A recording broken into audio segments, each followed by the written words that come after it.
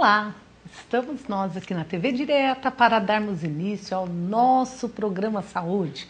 Programa que é meu, seu e de todos que nos acompanham semanalmente, ou seja, das pessoas que têm interesse em ter uma saúde melhor, ter uma vida, né, mais saudável. Gente, hoje, como sempre, né, o programa Saúde imperdível, porque o programa nosso é inédito. E estamos recebendo uma convidada que nunca veio. Por isso que eu estou falando que é um programa muito especial. A nossa convidada veio pela primeira vez. Eu acredito até que muitas pessoas na cidade não a conhecem. Ou seja, vão ter o prazer de conhecer através do programa Saúde. Gente, a nossa convidada de hoje é a doutora Mariana Ferraci. A doutora Mariana é médica, há pouco tempo que ela está na nossa cidade, clinicando mesmo, acredito, há menos de um ano. E ela é médica nutróloga. E eu vou explicar para vocês o que é isso, né? Porque às vezes a pessoa fala nutróloga, a gente conhece cardiologista, neurologista, tudo, mas nutrologista, o que é isso? Isso vocês vão aprender. Nutrologista é aquele médico que mexe com a nossa alimentação, que nos ensina, né, a respeito da nossa massa muscular, de como perder gordura, de como viver de maneira saudável. Vocês vão falar, mas como assim? Como assim? É só assistir o programa Saúde que vocês vão aprender. Vamos dar as boas-vindas, então, à nossa convidada para que ela volte sempre. Mariana, obrigado de coração por ter aceito o convite e estar com a gente aqui hoje. Eu que agradeço pelo convite e pela recepção tão calorosa. Muito obrigada.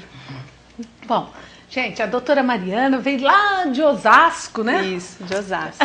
Mas agora já é Mocoquense, né? Aproveitar já e mandar um grande abraço para o doutor Renato, isso, o radiologista, o médico da doutora, o marido da doutora Mariana, que com certeza está nos assistindo. Espero, né, que sim. Mas vamos lá. Então as pessoas que estão em casa já sabem, ó, hoje o assunto é nutrologia. Mas antes até de vocês ligarem, eu vou pedir para a doutora Mariana explicar para a gente. Doutora, o que é isso? Que tipo de dúvida assim, que as pessoas possam perguntar para a gente? O que é nutrologia? Essa é uma pergunta que eu ouço muito. Nutrologia é uma especialidade médica que trata da nutrição. É um médico especialista em nutrição. Trata da alimentação, né, e da interação dos alimentos com a nossa saúde. Muitos alimentos causam doença, ou entram na fisiopatologia da causa da doença, e muitos alimentos entram no tratamento das doenças. Por isso que, se a gente for pensar, então, a nutrologia acaba abrangendo uma gama muito grande de doenças, né? Então, gente, ó, vocês que estão em casa e têm dúvida a respeito de alimentação, que alimento é bom para isso, que alimento não é bom, o que a gente pode fazer assim, para ficar com o corpo mais saudável, com uma saúde melhor, hoje é o dia. Vamos ligar e vamos aprender. O nosso telefone, o 36564147, e o nosso e-mail, né?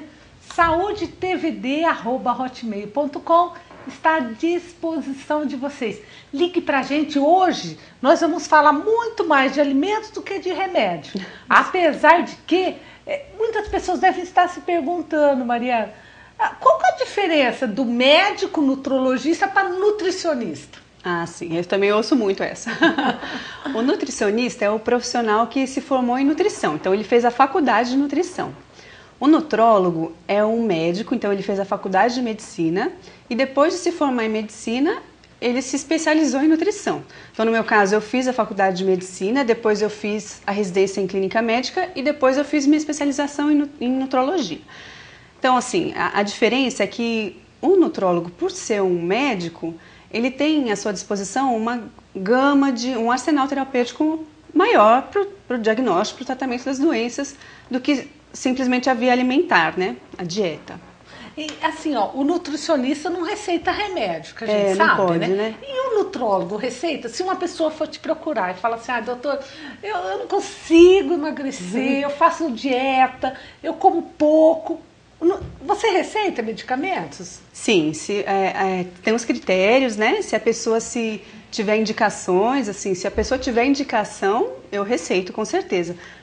Em outras doenças, sem dúvida, diabetes, hipertensão, né? Mas falando especificamente no caso da obesidade, como foi o seu exemplo, a obesidade, a gente tem que enxergar a obesidade como uma doença crônica que ela de fato é. Então, não muitas vezes, mas em alguns casos a gente tem que lançar a mão desse meio, sim. Tem que prescrever medicamentos. Então, gente, ó, vamos lá, vamos aproveitar. Você que tem sua dúvida a respeito de alimentação, de dieta, suplementos, hoje é o dia da gente aprender a respeito disso. Enquanto vocês vão ligando pra gente, eu vou tirando as minhas dúvidas aqui, aproveitando também a doutora Mariana. Doutora, mas assim, ó, existe isso se a pessoa fala, eu como pouco, como quase nada, engordo. E fala assim, ó, meu vizinho come até e é magrinho. Existe sim, porque são diferenças no metabolismo da pessoa. A gente sempre tem que pensar que é como se fosse uma balança. Um lado é o que a gente come e outro lado é o que a gente gasta. Então, se a gente come muito pouquinho, mas gasta menos ainda, a gente vai engordar. Não tem como fugir dessa balança, é o que come e o que gasta. Então, falar, ai, nossa, mas eu como só um tiquinho, meu marido está de prova, meu filho está de prova, eu como só um tiquinho. Mas que se faz algum exercício? Ah, não faço. Então, para aquela pessoa, se ela está engordando, aquele pouquinho está sendo muito. Então, isso não é mito, não. Para algumas pessoas tem diferença no metabolismo, a idade vai mudando o metabolismo, o grau de exercício físico vai mudando o metabolismo e a dieta da pessoa também muda o metabolismo. Então, isso é real. Mas assim, então, o médico nutrólogo, ele faz regime? Faz regime também.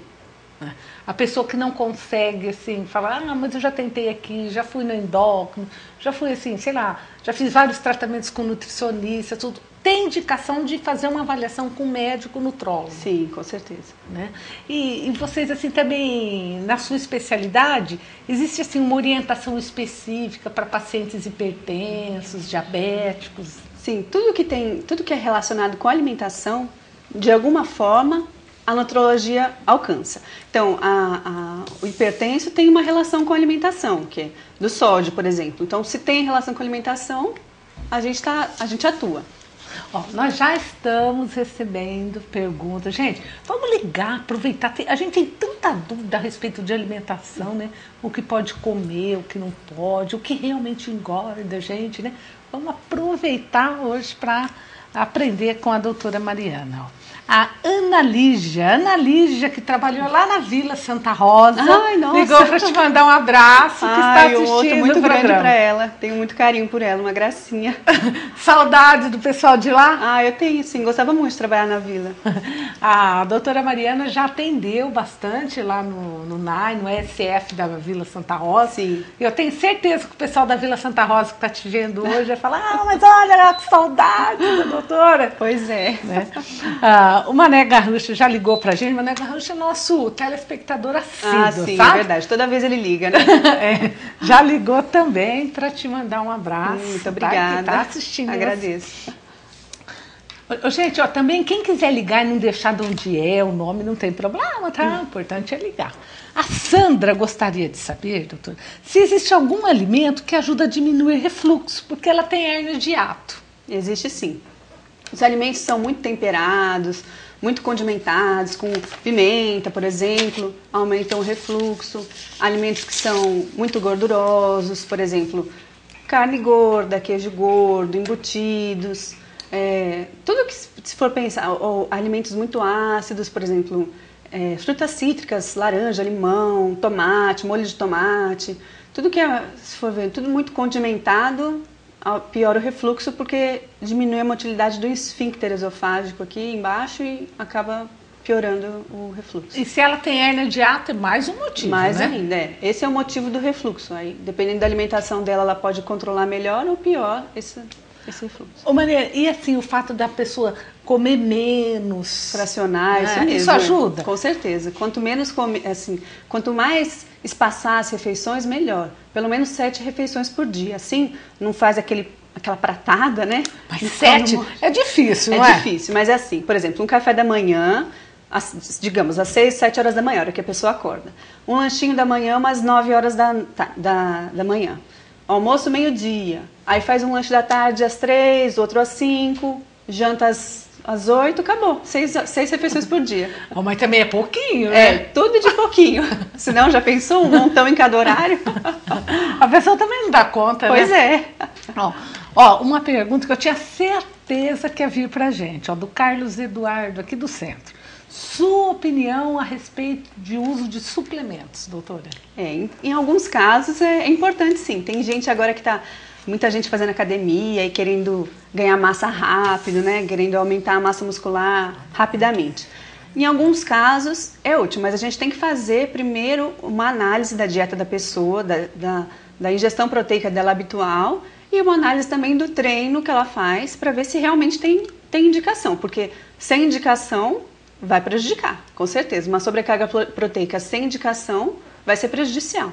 Então, mas em geral, assim, a gente vê que o pessoal que está fazendo academia dá para dar um pouquinho, sim. Mas primeiro precisa de uma avaliação bem certinha. Certo é um médico, um nutrólogo, com certeza, no caso, fazer avaliação para ver se realmente tem indicação ou não de suplemento. Mas sendo bem indicado, ajuda mesmo. Bom, gente, vocês que ligaram a TV agora, vocês podem estar se perguntando, né? Ué, mas quem que é a doutora de hoje? Qual que é o assunto? Ó, então, para quem ligou agora, a nossa convidada é a doutora Mariana Ferracin, médica nutróloga, né? Ou seja, especialista em alimentação, em melhoria do nosso organismo, né? Com métodos saudáveis. Isso. Né?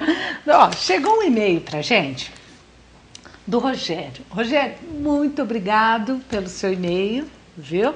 Eu falo que eu gosto de receber as perguntas das mulheres, mas gosto bastante também que quando vem dos homens, porque as mulheres se preocupam mais, né? É verdade. Mas vamos lá.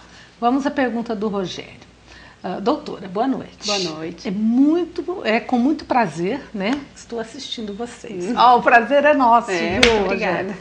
Tenho algumas dúvidas, principalmente em relação à vitamina D e ao magnésio. Qual que é a importância da gente suplementar a nossa alimentação com essa substância? E qual dose diária assim, que a gente deve usar? Eu tenho 33 anos. Meu nome é Rogério Luiz Zuccoli. Oi, Rogério. Então, o negócio é o seguinte. É muito importante suplementar se você realmente tiver uma deficiência. Para saber se tem uma deficiência ou não, só fazendo exame laboratorial.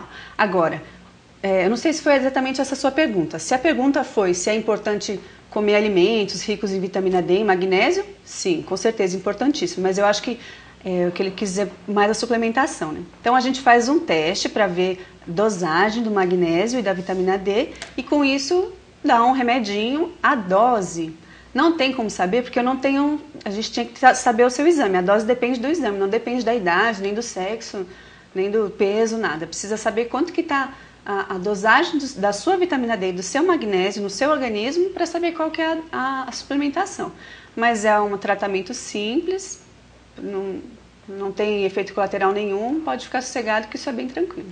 A gente poderia falar para o Rogério assim, o que a pessoa sente quando ela tem a deficiência da vitamina D e do magnésio? Geralmente não sente nada, esse é o problema.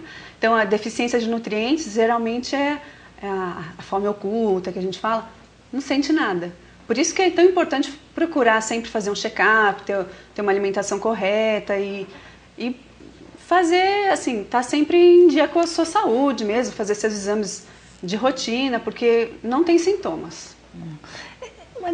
Às vezes a pessoa fala, eu tomo vitamina direto. Isso também não é correto, não, né? Não, de jeito nenhum, porque é o que eu falei, se tiver uma deficiência, essa suplementação vai ser super positiva, mas se você tiver suficiência na vitamina, por exemplo, na vitamina D, se você começar a tomar vitamina D, porque eu acho que faz bem e vitamina nunca é demais.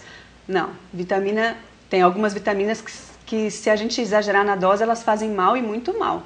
Então, vitamina D é uma delas.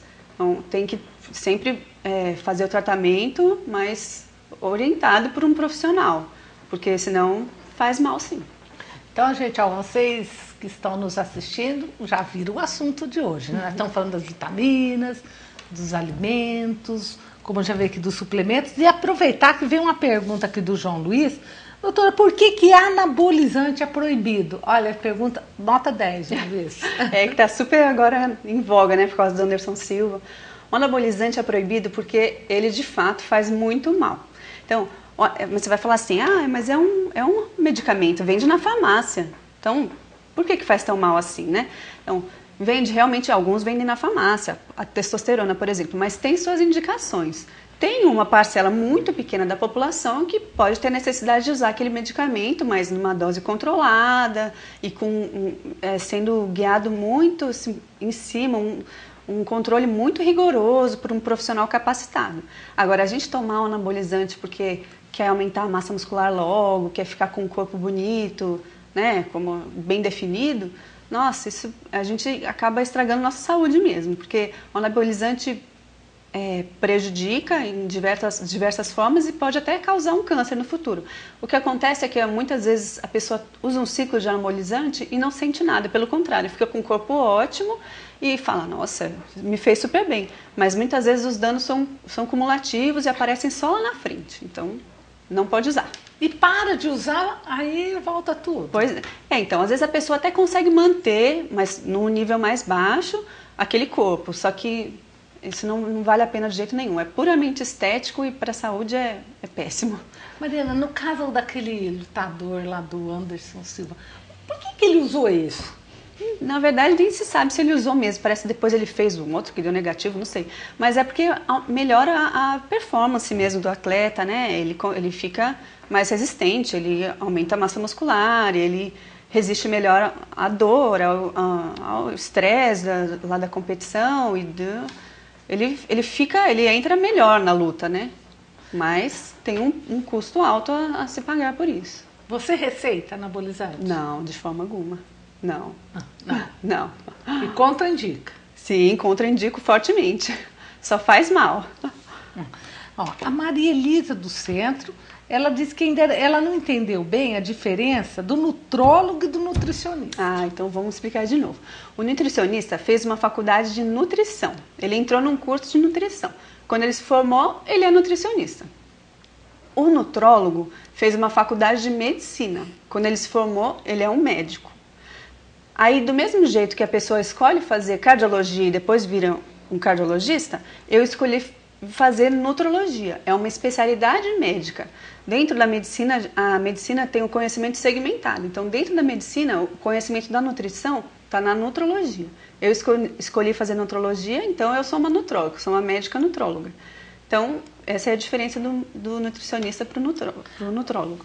Assim, ó, às vezes a pessoa tem uma pessoa idosa em casa, né? Um avô, uma avó, fala assim, eu vou ter uma fraqueza nas pernas, um mal-estar, não tem força para andar. Pode ser deficiência de alguma vitamina? Pode, e o que geralmente acontece é o que a gente chama de sarcopenia, que conforme a idade vai avançando, a gente vai perdendo a massa muscular. Massa óssea, vai dando aquela fraqueza, aquela perna ruim, né, cansaço, e só quer ficar na cama, e com isso se alimenta cada vez pior, vira um ciclo vicioso, né? Então, pode ser deficiência de vitamina e pode ser erros alimentares também, né? Porque às vezes a pessoa não gosta de comer determinado alimento. Aí tem como suprir? Com certeza. Porque, por exemplo, tem idoso que só quer comer, só aceita comer bolachinha com chá. Então não tem como ele ter uma nutrição boa, né, só com bolachinha e chá. Então, em alguns casos, a gente tem que usar até suplemento pronto, suplemento alimentar pronto, em pó ou líquido. Mas geralmente a gente consegue aos poucos ir melhorando a dieta, consegue deixar esse idoso um pouco mais ativo fisicamente e sem ter que lançar. Às vezes tem que lançar a mão de suplemento, mas não todas as vezes. Mas, e tem aquele sustagem, aquelas coisas, aquilo funciona, mãe? Olha, tem outros bem melhores. O sustagem, por exemplo, tem bastante açúcar, tem gente que dá para criança, né? Geralmente dá para criança, mas tem bastante açúcar. Tem melhores, mas o sustagem é um tipo de suplemento. Ó, a Olinda, da cidade de Arceburgo. Olinda, um grande abraço, muito obrigado também ao povo de Arceburgo, que sempre liga, sempre participa do programa Saúde. Gente, ó, vocês que ainda não ligaram, ainda dá tempo, hein? Liga pra gente aqui. Ela gostaria de saber que tipo de remédio, assim, que um nutrólogo usa. Se o paciente for um diabético, a gente usa antidiabético, remédio para diabetes. Se for um hipertenso, usa remédio para pressão alta. Se for um um renal crônico, né? Uma pessoa que tem problema nos rins, uma pessoa que tem problema no fígado. Eu sou um médico, uma médica como qualquer outro médico que posso passar, mas eu acho que ela quis dizer o remédio para obesidade, né? Talvez ela tenha perguntado mais nesse aspecto. Para obesidade, existe no Brasil, no momento, existem poucos remédios que são liberados especificamente para a obesidade no Brasil, que agem diretamente no controle do apetite, da fome. Mas alguns foram proibidos recentemente aí pela Anvisa, outros estão em fase de teste, fase final, logo devem entrar no mercado. E também existem alguns remédios que é o que a gente chama de terapia off-label, são feitos para atuar numa doença e como efeito colateral, digamos, causam a perda de peso. Então a gente pode usar também na obesidade. Existem remédios especificamente para obesidade e existem remédios que a gente usa também na obesidade para tratar outros problemas, inclusive a obesidade. Eu acho assim, se alguém estiver assistindo, fala assim, nossa, eu não consigo emagrecer de jeito nenhum e eu gostaria de tomar um medicamento para ajudar a controlar meu apetite. Eu devo procurar um endócrino ou um nutrologista? O endócrino também tem informação para isso, mas o nutrólogo também. Então, são duas especialidades que ele poderia procurar. Certo. Ó, a Diana ligou pra gente para te agradecer. Agradeço a doutora Mariana, que cuidou tão bem do meu pai. O seu obrigada, Antônio Luiz dos Reis. Olha só. Teve até alta, né? Que coisa maravilhosa. Que bom. Estava internado? Tava. Então, ó, tá aí o recado da Diana. Obrigada, Diana. A Camila da Alvorada disse, Camila, sua pergunta nota 10 também. Doutora, além de exercícios físicos, qual é o alimento bom para perder a circunferência abdominal? A barriguinha, é o que todo mundo quer perder. Todo mundo quer saber. É Camila o nome dela? Isso, Camila. Camila, o que acontece é que às vezes a gente quer achar aquele alimento ou aquele método para talvez cortar um caminho e chegar naquele objetivo mais rapidamente. Por exemplo, se eu comer por exemplo, batata doce, eu vou diminuir minha barriguinha. Mas o problema é que durante algum tempo você pode até conseguir comer aquele alimento, mas aos poucos você não vai aguentando mais, e batata doce, e não vai resolver seu problema. Não existe nenhum alimento milagroso que a gente coma e só ele vai resolver o problema. A gente tem que focar na reeducação alimentar. Com isso, você vai ter mais saúde e também vai conseguir perder a barriguinha. Então, a reeducação alimentar é procurar uma alimentação saudável todos os dias, em todas as refeições, além do exercício físico. É mais difícil, demora mais o resultado, mas quando vem o resultado é duradouro e... Mas perde mesmo a barriga? Perde. Assim, a barriga, a gente tem a gordura abdominal, ela é mais difícil porque ela é nosso depósito. Mas se você, dentro de uma atividade, dentro de um contexto bem de dieta equilibrada, atividade física, com certeza consegue perder. E às vezes até uma ajudinha medicamentosa. Às vezes sim. A Maria também ligou pra gente, que ela está com a glicemia em 83, mas sente muita fraqueza. Ela tem diabetes. Faz uns 8 dias que trocou a medicação, né? Ela gostaria de saber se isso está muito baixo ou se tem mais alguma orientação que pode ser feita além de troca de medicamento, doutora, para Maria. 83, né? 83, Maria, não é considerado baixo, não. Seria baixo, abaixo de 70, 60. Talvez essa fraqueza seja por algum outro motivo. Sua glicemia está controlada. Mas só com essa informação não tem como a gente saber exatamente o que é. Você pode estar se adaptando ao novo remédio, ele pode estar causando algum efeito colateral, por exemplo, essa fraqueza, essa sensação de mal-estar, mas não se preocupe que com 83 de glicemia você não vai ter nenhum problema. O nutrólogo trata diabéticos? Trata também. Né? Faz o controle mesmo de insulina, sim, tudo? Com certeza. Olha que coisa interessante. Tenho certeza que muitos diabéticos que estão nos assistindo falam, mas eu não sabia que tinha uma médica que... Estou à disposição. que atende diabéticos na cidade, né? Sim. Outra pessoa que ligou pra gente foi a Alessandra. diz: boa noite. Boa noite, Boa noite, Alessandra. Obrigado pelo e-mail. É bom, não, é sempre muito bom assistir vocês, com diversas recomendações de saúde para todos nós. Obrigado, Alessandra. Esse é nosso intuito mesmo. Fui diagnosticada com hipoglicemia. Doutora, qual a melhor opção em relação à alimentação no meu caso? Obrigado, Alessandra Pissolato, da Vila Lambari. Alessandra, a hipoglicemia é a taxa de açúcar no sangue baixo. Então, o que a gente tem que fazer para não deixar esse açúcar cair de novo?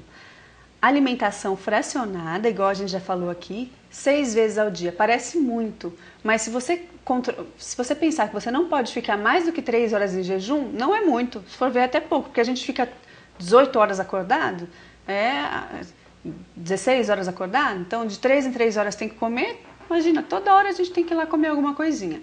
Tem que tomar muito cuidado, porque às vezes pensa, eu tô com açúcar baixo no sangue, eu tenho que comer alguma coisa doce com açúcar, para subir o açúcar no meu sangue. Não é assim. Você tem, pelo contrário, tem que evitar os doces. Então, tentar comer, se alimentar da maneira mais saudável possível. Então, Então, uma dica para ela, assim, o que ela poderia comer, assim? por exemplo, num lanchinho da manhã, um lanchinho da tarde, em vez de comer um chocolate, um doce, comer uma fruta, ou então um pedaço de queijo branco com pão integral, ou um iogurte natural batido com fruta ou com uma granola. Então, tentar sempre se alimentar,